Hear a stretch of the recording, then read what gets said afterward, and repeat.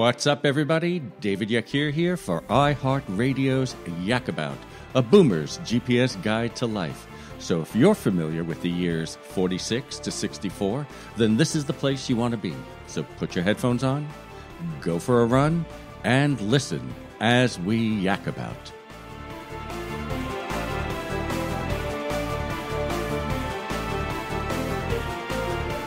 David here for Yak About, helping you be better, healthier, and more informed than any generation that came before. We are broadcasting from the Bend Pine Golf Club in the heart of the Treasure Coast today for Waxy 107.9 FM, 1370 AM, and the Real Radio Stations 101.7. On Yak About today, we yak about health. We'll talk pill popping, best exercise for aging muscles, and the lowdown on nuts. And we'll yak about tech. We'll talk how to get those pills you pop on the cheap, and has Apple finally solved the blood glucose problem. But first, remember, the show is sponsored in part by New Vision Eye Center. So go see Dr. Minotti, Reinauer, Tate O'Brien, and the rest of that great team. Why? Because Sally, Wayne, and I wouldn't trust our eyes to anyone else. And by Chef Bill, the personal chef and catering company. His clients on the Barrier Island have been raving about him and how he has made the food experience as unique and individual as the clients themselves. Some call him the caregiving chef. He is available as a personal chef and for catering your events as small as a dinner party and large parties too. So if you've ever thought about having a personal chef, call Chef Bill. And for more information, call the Inspired Foods Chef line at 772-217-5462. That's 772-217-5462. And of course, for you businesses out there, if you're interested in sponsoring Yak About and our quest to be a great resource to the 46-64 generation, then call the David Yakir Group at 212-244-6224 or write to info@yakirgroup.com. That's 212-244-6224 or write to info@yakirgroup.com. Okay, before we begin today, I had a dinner the other night, and it was really interesting. As most of you guys know out there, quite often I begin the show, or sometime during the show, I talk a lot about how to save money. We talk about, how the local pharmacies and drugstores, the Walgreens, the CVS's, and all that are they operate a certain way where you get discounts and 30% discounts. And I talk to you about really how to manage it, because I really believe we're generally overpaying for a lot of things. And as you'll even see in today's show, I'll talk about prescription drugs and how to get them on the cheap, or if not, just cheaper. But in the conversation the other night, somebody said to me at dinner, you really are gaming the system, aren't you? And, I said, well, it depends how you look at it. And he said, well, if everybody games the system, then it sort of will be a blow to the economy, as if, looking for a discount can blow up the economy. But it made me think, and it was interesting, the type of conversations it led to, because, we know paying retail really happened only in the last sort of century, I guess. Before that, whether you were going to the doctor or whether you were going to the grocery store, you would always negotiate. I mean, for doctor services, you may have said it was worth 2 of my chickens to keep my children alive, but you were always negotiating. And that was the basic premise of how society and capitalism was built originally. You would sit there and say, what is the value of that to me? And you would determine, I'm willing to give you this. And if they didn't think the value of what you were giving was good enough, then the deal wouldn't happen. But if you both agreed that the value you were exchanging were equal, then the transaction would take place. But somehow over the last, 100 years, I guess it would be, we're so used to walking into these stores and, they say this costs this and you just pay it, or you wait for a sale and pay that. And especially when it comes to our medical health, we don't even question when a doctor gives you a bill. When in most cases, you really should be walking in and say, by the way, how much do you charge for this? Because I may find a doctor equally as good or maybe better who has a different schedule. Anyway, it did make me think about it, because I always try to provide you guys with a way of looking at what you're spending. And again, some people have an overabundance of money that they can't be bothered taking the time to find things less expensive. But for most people, it's possible to save 20% of what you're spending each year if you actually spend the time to investigate where the opportunities are to save. Anyway, I wanted to get that off my head because I like the idea that I keep discovering things for you guys and bringing you different ways of saving money. All right. I want to get on to the first thing. Again, this is about prescribing prescriptions and drugs and how many people are popping too many pills. So I found an interesting research that was done by Scott Gelber, and so I'd bring it to you about the pill popping that's going on, especially in more seniors. The point of prescription drugs is to help us get or feel well. Yet Americans are taking so many medications that doctors are being encouraged to pause before prescribing and think about something new called de-prescribing. So many Americans, typically older ones with multiple chronic conditions, are taking drugs and supplements they don't need. And so many of them that those substances are interacting with one another in harmful ways. And studies have shown that some patients can really improve their health with fewer drugs. Though many prescription drugs are highly valuable, taking them can be dangerous, particularly taking a lot of them at once. Not every adverse drug event means a patient has been prescribed an unnecessary and harmful drug, but older patients are at greater risk because they tend to have more chronic conditions and take a multiplicity of medications for them. 2/3 of Medicare beneficiaries have 2 or more chronic conditions, and almost half take 5 or more medications, and over a year, almost 20% take 10 or more drug supplements. So why isn't de-prescribing more widely considered? According to a systematic review of research on the question, some physicians are not aware that they're prescribing inappropriately. Other doctors may have difficulty identifying which drugs are inappropriate, in part because of lack of evidence. In other cases, doctors believe that adverse effects of drug interactions are outweighed by the benefits. And physicians also report that some patients resist changing medications, fearing that alternatives, including lifestyle changes, will not be as effective. Other studies found that many doctors are concerned about liability if something should go wrong, or worry they'll fail to meet performance benchmarks, like the proportion of diabetic patients with adequate blood sugar control. To reduce the chances of problems with medications, experts advocate that physicians more routinely review the medication regimens of their patients, particularly those with many prescriptions. And patients can play an important role as well. Patients should ask their doctors, are there any medications that I am on that I don't need anymore, or that I could try going without? And patients should, of course, not try weaning themselves off medication without consulting the doctors, but de-prescribing is an idea for all parties to keep in mind. So, since we are talking about prescriptions, I might as well tell you how to get them on the cheap. So, I've told you in previous shows about GoodRx, where you can get discount coupons to buy your prescription drugs. Now there's a company called Blink Health by brothers Jeffrey and Matthew Chaikin, right? This company just got another $90 million. And I want to tell you about this and why I think it's really valuable, Right. So here's how it works. Blink Health scours the internet to find out what people are actually paying for their prescriptions.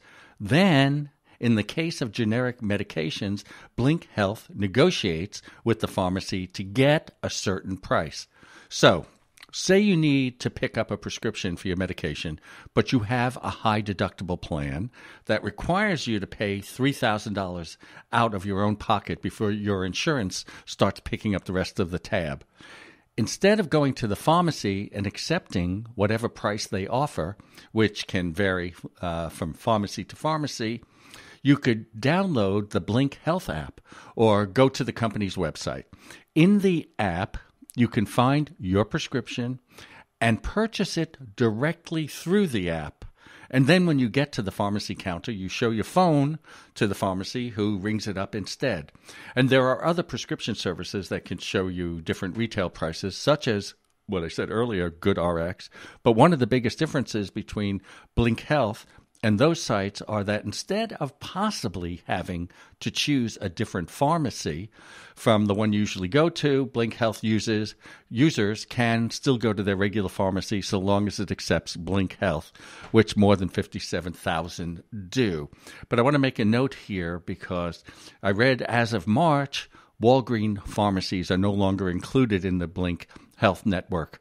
We'll watch that as it moves forward. But in return, here's how Blink makes its money. They get a cut of the transaction that can vary from a few pennies to a few dollars, right? And it's different from other drug industry middlemen who tend to make a percentage of whatever price the drug maker sets.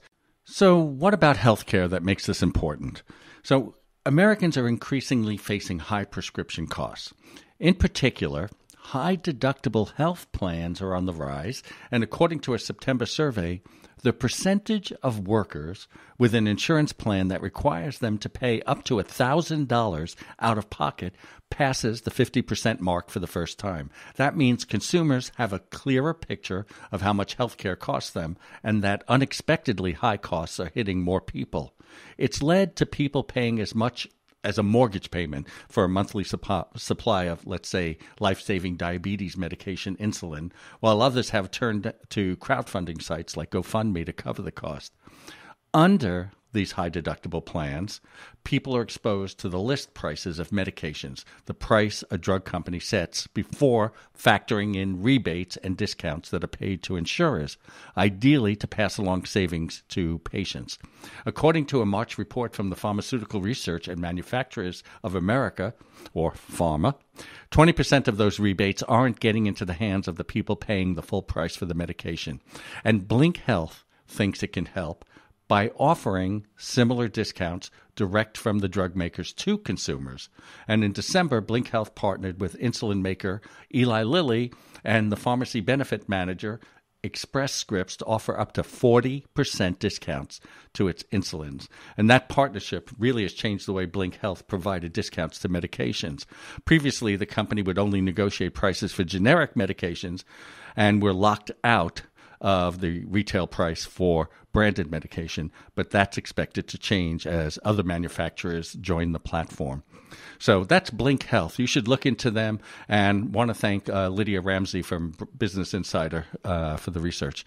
Okay, we'll be back after you hear from our sponsors. I'm David Yakir. You're listening to Yak About, and stay tuned because we have more to yak about today.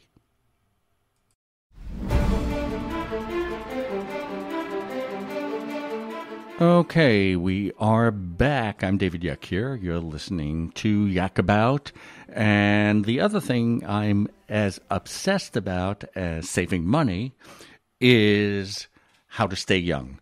So there's a lot of research going on in aging, and if you've been listening to the show, I talk about it a great deal. And I'm always bringing to your attention the latest studies that I find that I think would be interesting to you.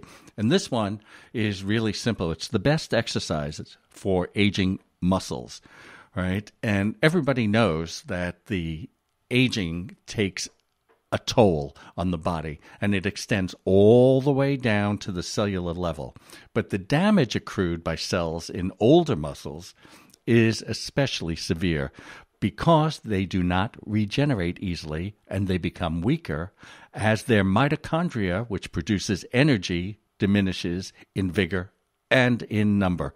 So a study published this month in Cell Metabolism, right, however, suggests that certain sorts of workouts may undo some of what the years can do to our mitochondria.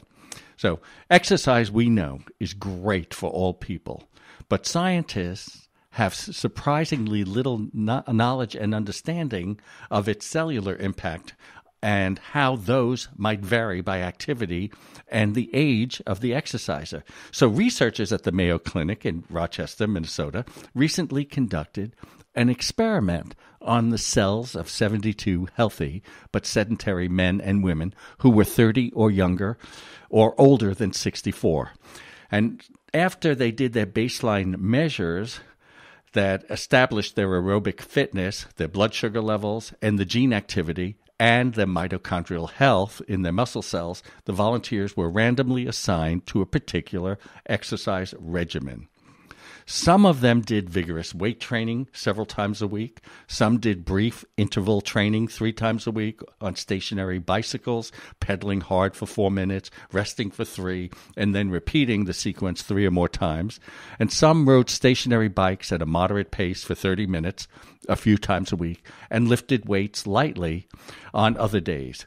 A fourth group, the control, did not exercise at all.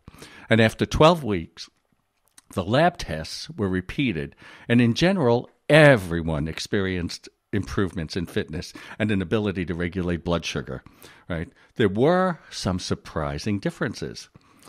The gains in muscle mass and strength were greater for those who exercised only with weights, while interval training had the strongest influence on endurance. But more unexpected results were found in the biopsied muscle cells.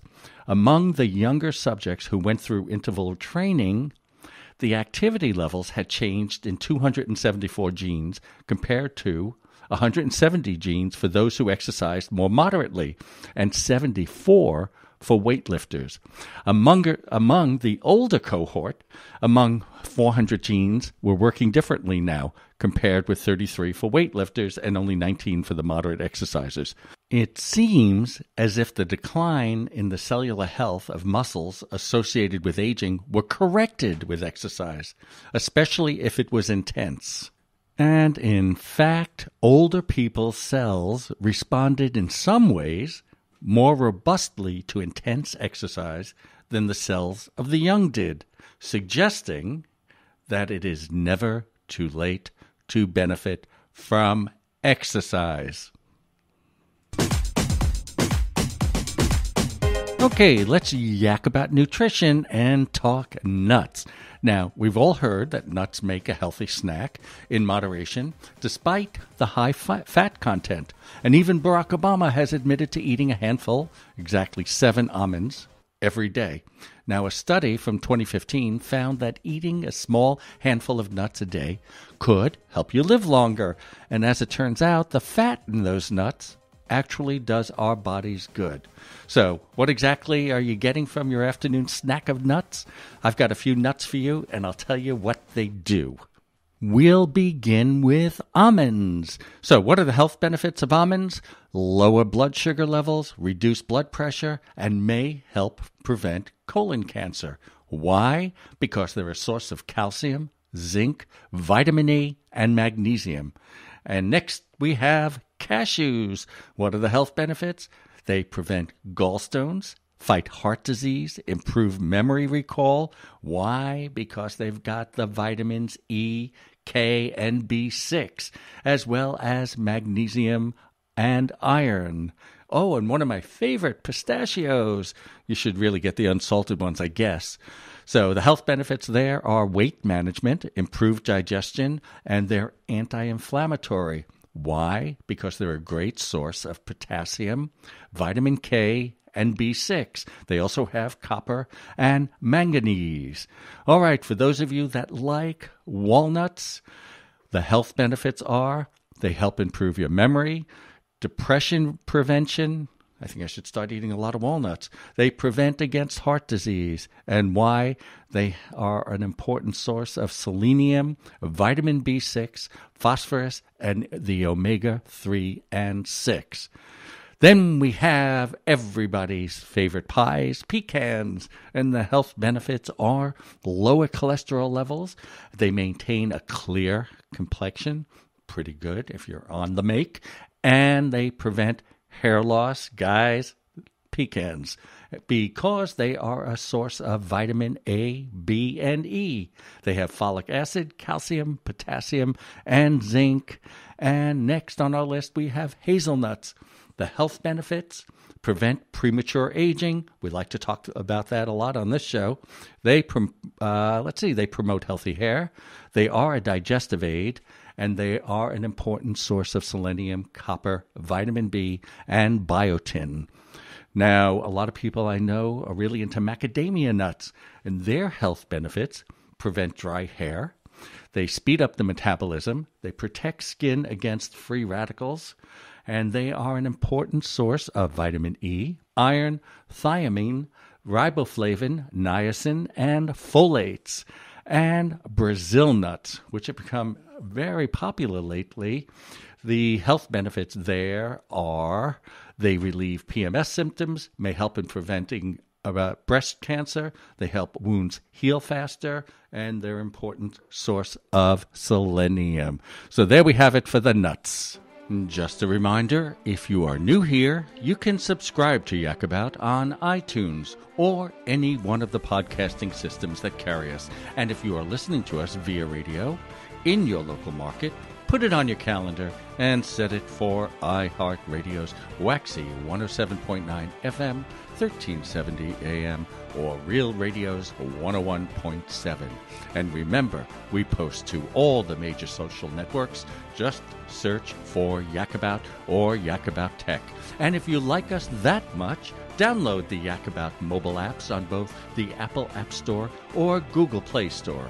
With the apps, you'll always have access to our new shows, new guests, as well as the Yak About archives. In addition, the new apps will allow you to listen live, have access to app-only broadcasts, and you'll even be able to chat with me during the broadcast. So download the apps today. Our goal is to bring you the listening experience that will help you be better, healthier, and more informed than ever before.